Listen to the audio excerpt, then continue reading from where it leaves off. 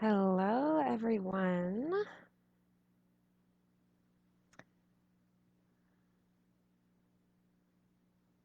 Hello, everyone.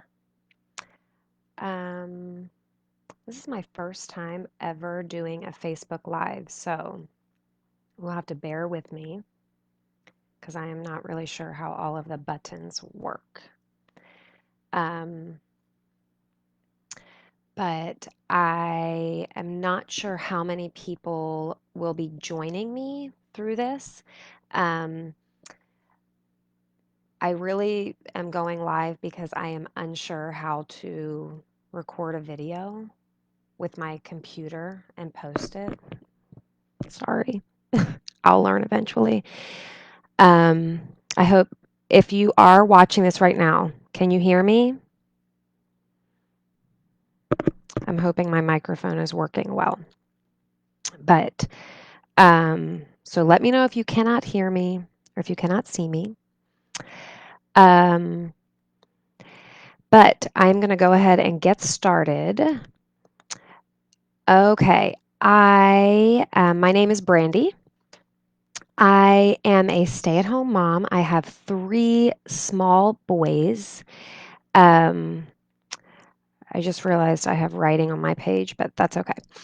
I have three small boys, and I have been homeschooling. I've been at home with them for maybe 4 years.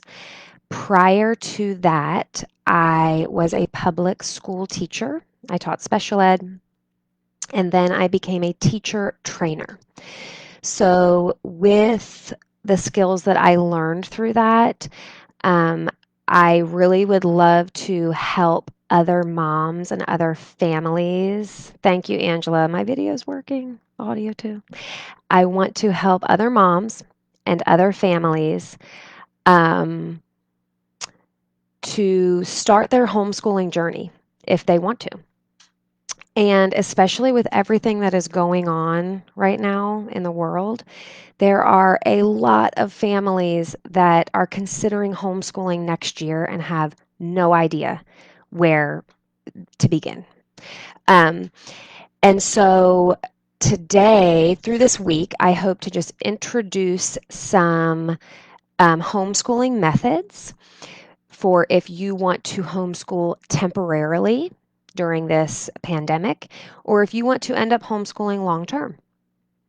Um, so, with that, I'm going to get started. Today, I am discussing traditional homeschooling.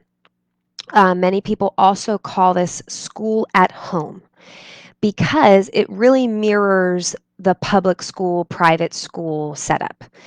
Um, This would be the best method if you are considering homeschooling for a couple of months. Maybe in the fall, you want to have your children at home with you to avoid um, the classrooms, and then you're planning to pop them back in school mid-year or at the end of the year. This would really be the method I would say you would want to look for. Um, and most people, when they consider homeschooling for the first time, this is the method their brain jumps to because they attended public school. This is what we know of schooling. It's a great method for many families. I know a lot of families that use this, and it is how I started homeschooling as well, my oldest son. So, what is it? What is the traditional homeschool method? Like I said, it mimics public school. Um, you have a clearly defined school area. You might have a desk. You might use your kitchen table. Um, but you have a clear area. You probably have cute little school posters on the wall. It looks like a classroom. You build your homeschool day and your homeschool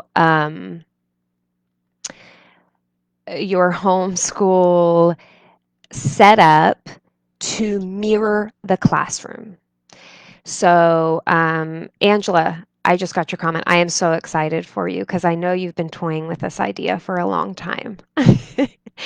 So, Traditional homeschooling is going to have a lot of the paper pencil work that you see coming home from school. If you're when your children go to public school, there's going to be regular and systematic testing, and it is going to be standards aligned. Now, what is that, you might ask? I am going to switch my camera view, and I'm going to show you what this means. In public schools, every grade follows standards, goals that have to be taught. If you are going to pull your child out for a short time period, you want to make sure you're covering what they are covering in school because you don't want to skip things and then try to put them back in. So how do you find what they're covering in school? Get your little Google, and I would just type in, say, I'm going to do South Carolina. I know I have a lot of people in South Carolina that will be watching this. South Carolina state standards. Okay. Public school. You could type that in. You probably don't have to. It's going to pull it up anyway. Whenever I Google things online, I'm like always terrified of what's going to pop up. But okay, so standards and learning. If you get to a .gov site, you know you're in the right headed in the right direction. So I'm going to click on that. You are going to see every subject. So you have English, math, science, social studies, health, PE. I wouldn't worry about this if you're doing short term. Um, I'm going to go to math. If I click on standards, or I'm sorry, I'm going to go to English. Standards, I can go down and you're looking for the grade level. Okay. So I'm not seeing that here. Okay, right here. South Carolina College and Career Ready Standards for English Language Arts by grade level. I'm going to click on that, click on the grade that my child is on. You're going to see a list of standards. Okay. Does this look overwhelming? It does. And I'm sorry. I've got this is not overwhelming to someone with an education background, but to look at that and say, I'm supposed to be covering what? It can be kind of confusing. The math is a little bit easier. Um, the science and social studies are easier by far, but that's where you're going to find that information. And you're just going to want to make sure that you're doing at home the same topics that they're doing in school. Okay, mainly science, social studies, and math is what I would focus on with that. English and language arts, you kind of know the progression that you're taking. And then finally, with a traditional homeschool method, you're really schedule oriented. It's a very detailed schedule. You're using those standards. You're keeping your child matched with their same age peers in what they're learning and what they're doing. Okay, so what does a traditional homeschool schedule look like, you might ask? Well, once again, let me switch up my camera views here. And I have a sample right here. I'm going to make it a little bit bigger here. So traditional schools, again, it's going to look like a public school schedule just at home. So you're going to have different sections for each subject. Make sure you include those fun subjects in there, even if you're doing it temporarily. Music, art, things that you remember enjoying from school. So PE, getting outside. But so you're going to lay it out very clearly what time you're going to be doing which subjects. Okay, and the subjects in traditional, again, like a public school or a private school, they're very separated. They're not really combining those subjects together. When we do reading, we are working on reading and comprehension. Math, working on math. So it's just kind of a laid out schedule, detail oriented. You know what you're doing most moments of the day. Okay, some pros and cons. I'm only going to take about 5 more minutes. Some pros and cons for you. Pros of traditional homeschool. You're keeping your kids in line with their peers as far as what they're learning. You know that they're learning the same thing that other kids in school are learning, and you know that they're going at the same pace. So if I want to pop them back into public school at any time, I know they're ready. That's probably what I would say the biggest pro for traditional homeschooling is those temporary homeschoolers. Also, there are so many traditional homeschool curriculums available. They're set by grade level. They are kind of like open and go type homeschooling. Um, it's a traditional model, so it's been tested with time. We know they're going to learn using this model. This is not something new or experimental.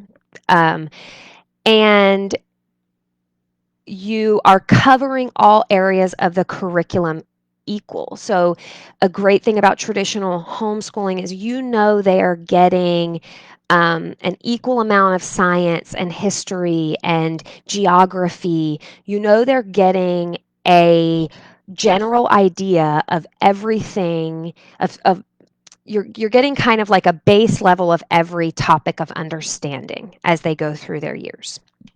Okay, some negatives about traditional homeschooling. Those boxed curriculums are expensive. If you're looking at homeschooling for 3, 4 months, you're going to spend a couple hundreds of dollars on a year's curriculum.